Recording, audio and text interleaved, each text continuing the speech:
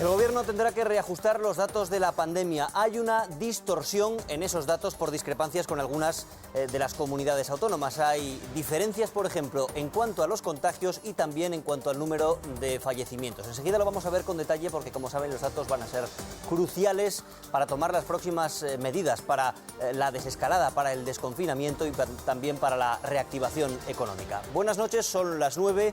Esto es el Telediario. Hoy, en esta revisión que hacemos todos los días de los datos del coronavirus, les advertimos de esa revisión que está en marcha, con lo cual esos datos están todavía sujetos a posibles cambios. Son los últimos datos oficiales: más de 188.000 contagiados con diagnóstico en este momento, 5.000 nuevos casos en las últimas 24 horas y más de 19.600 fallecimientos. En este último día se han detectado 585 muertes, un repunte respecto al día de ayer. Las altas estarían cercanas ya a las 73.000. Como verán, algunas de estas cifras son inferiores a las que les ofrecíamos ayer, debido precisamente a esa revisión. Al margen de las cifras, al margen de esta revisión de los datos que está en marcha, les ofrecemos también imágenes de uno de los lugares donde se combate en primera línea al coronavirus y donde hemos visto cosas como esta. Son los aplausos emocionados que han compartido el personal sanitario y los enfermos ingresados en IFEMA. Especiales esta tarde porque les acompañaban Amaral, Jorge Drexler y De Pedro en un concierto virtual. Aplausos también para Josefina. Con su alta se cierra el pabellón 7, allí en IFEMA.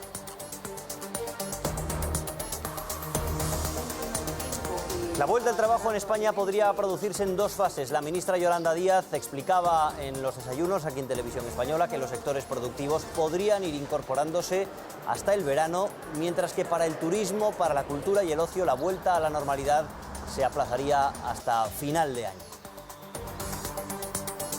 El coronavirus se ha ensañado con las residencias de mayores en toda Europa y en varios países, entre ellos España. Han abierto investigaciones para aclarar las circunstancias en las que se han producido esas miles de muertes. En Francia, el 40% de los fallecidos habrían muerto en residencias.